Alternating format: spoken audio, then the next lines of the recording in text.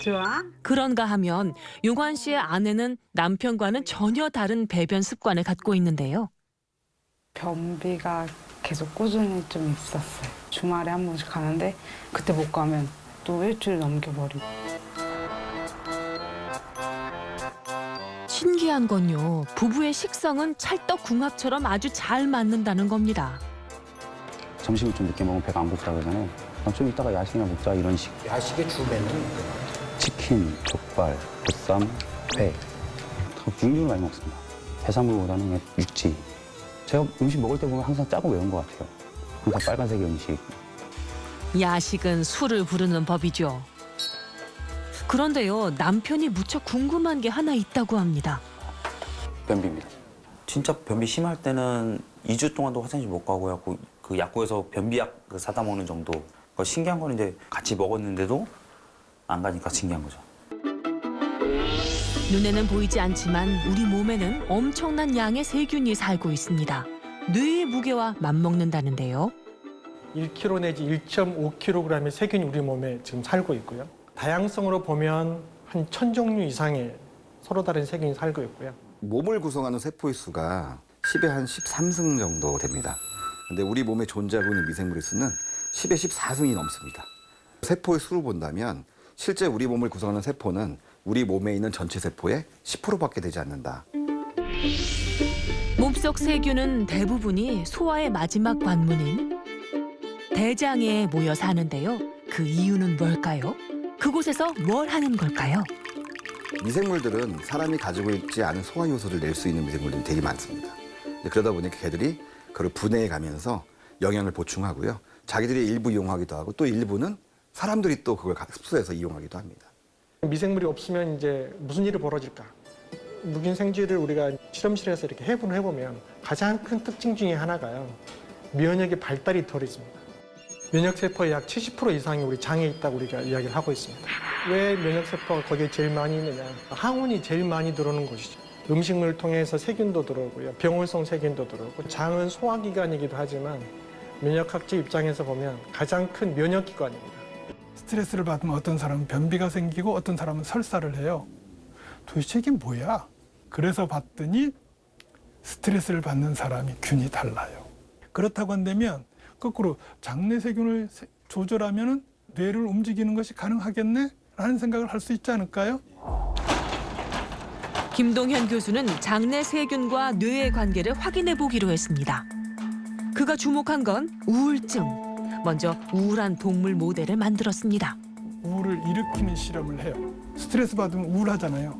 지속적으로 스트레스 주면 얘는 우울해져요. 스트레스를 받아 우울해지면 어떤 행동 변화가 나타나는지 다양한 상황을 가정해 실험을 했다고 합니다. 물에 있어도 헤엄치고 싶지도 않아. 행동 특성. 그럼요. 그냥 붕 떠 있어. 일반적인 사람은 어떻게 해요? 물속에 들어가면 팍 발버둥 치죠. 그런 일을 안 한답니다. 우울해지. 이번엔 유익한 장내 세균을 주입해 우울 증상을 사라지게 할 수 있을지 시험해 보기로 했는데요. 불안이 없고 건강한 사람으로부터 장내 세균을 분리를 하고 그 균주를 이제 우울 모델 동물에다가 투여를 했더니 아주 좋은 효과를 나타내는 걸 저희들이 발견하게 되어졌습니다. 약을 먹이면 다시 헤엄치죠. 완전히 바뀌어요. 균주가 딱 바뀐 것만으로 그렇게 돼요. 실제로 우리의 장과 뇌는 수많은 신경 섬유로 연결돼 있고 장내 세균이 만들어내는 다양한 대사물질은 뇌에 영향을 미칩니다. 우리 몸에 합성하는 세로토닌의 95% 이상은 소화관에서 이루어져요. 뇌가 아니고요. 뇌가 아니고. 우리 몸에 살고 있는 세균이 우리 몸을 아바타처럼 이렇게 제어한다는 그런 개념이죠. 마인드 컨트롤링 박테리아. 세균을 바꿔가지고 이 마인드를 컨트롤하겠다. 정신을 지배하는 이제 세균을 만들어보자. 초기에는 다양성이 많이 있다가 임신 후반기로 갈수록 정말 중요한 세균들만 이렇게 소수 정예 부대로 만드는데 특별히 락토바실러스라고 하는 그런 유산균들이 풍부하게 모여서 아이한테 전달할 준비를 한다고 보시면 되겠습니다. 락토바실러스, 우리에게도 익숙한 균이죠. Super beneficial bacteria. They promote no inflammatory reaction in the baby. So bacteria teach the immune system to be tolerated. The immune system of a baby has to learn what is self and tolerate, and what is foreign and dangerous and attack. 그렇다면 다양한 장내 세균들이 적절히 균형을 이루려면 뭘 먹어야 할까요? 음식의 경우에는 사람이 소화하는 게 있고요. 미생물이 소화하는 게 있거든요. 사람이 소화할 수 없는 거를 드셔야 되죠, 일단. 왜냐면 사람이 소화할 수 있는 거는 미생물이 못 먹으니까. 그래서 예를 들면은 우리가 밥을 먹잖아요. 그럼 밥은 대부분 사람이 소화를 하는 겁니다. 그런데 현미밥을 먹으면 그 현미 그 껍데기에 있는 식이섬유는 또 미생물이 먹을 수 있는 거죠. 식이섬유가 많이 함유된 음식을 먹게 되면 식이섬유를 좋아하는 균들이 많이 늘어나게 되고요. 그런 균들의 대부분의 역할이 면역의 밸런스를 유지시켜주는 데 도움이 주게 됩니다. 장내 세균의 먹이인 식이섬유가 장에 충분히 전해지지 않으면 끔찍한 일이 벌어질 수도 있다는데요. 대장에는 점막이라는 게 있어요. 이 점막이 우리 장을 보호하는 걸로 되어 있는데, 그런데 이 점막이 또 미생물 먹이가 됩니다. 미생물들이 먹을 게 좀 많이 부족하면은 사람 점막을 먹기 시작해요.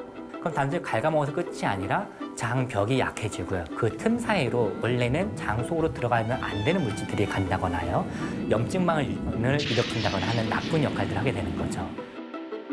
장내 세균이 좋아하는 먹을거리를 찾는 게 결국은 우리 자신을 구하는 최선의 선택이라고 전문가들은 말합니다. 식사를 앞에 놓고 한번 생각해 보시라는 거죠. 이거는 내가 먹을 거, 이거는 미생물하고 같이 먹을 거. 가장 중요한 거는 매일매일 식습관, 즉 다이어트가 가장 중요합니다. 여기에다가 프로바이오틱스라는 좋은 균주를 넣어줌으로써 좀 더 보충해주는 그런 양상을 주는 게 가장 이상적인 결과라고 볼 수 있습니다. 프로바이오틱스가 회복을 이제 빨리 시켜주는 거죠. 대장암에 대한 수술을 하면 그 망가진 것들이 시간이 지나면서 점점 좋아져요. 몸에 더 유익한 균은 증가시키고 유해한 균은 떨어뜨리는. 장내 세균의 균형을 맞춰준다는 프로바이오틱스. 그리고 그 먹이인 프리바이오틱스. 둘을 함께 먹는다면 어떨까요? 장내 세균 개선 프로젝트가 시작됐습니다. 1일 1야식 이름주를 자랑하던 부부. 먼저 아내 혜일 씨는 유익균의 비율이 크게 늘었습니다. 프로바이오틱스 섭취하게 되면 개인 간의 차이, 그다음에 장내균총도 많이 다양화가 돼 있기 때문에 이게 어떤 사람한테는 먹음으로써 즉각적인 효과가 나타나기도 하지만 어떤 분들은 한참 드셔야 조금 효과가 보이는 분도 계시거든요. 이러다 보니까 개인차가 너무 큽니다. 가장 중요한 건 식단입니다. 사실은 저희 몸을 지금 현재 구성하고 있는 하나하나는 저희가 평생 동안 어떤 음식을 먹고 어떻게 소화해 왔는가라는 것들이 현재 본인의 모습입니다. 하루하루 우리가 먹는 음식은 장내 세균을 변화시키고 장내 세균이 만들어내는 물질은 뇌로 전달됩니다. 장과 뇌가 연결돼 있다는 뜻이죠. The bacteria in the gut is sending signals to the brain.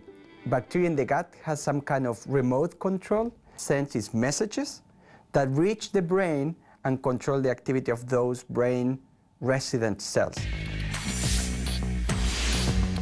전 세계는 지금 제2의 뇌라 불리는 장내 세균의 재발견에 몰두하고 있습니다. 뇌 질환과의 상관관계를 밝히려는 다양한 연구들도 이어지고 있는데요.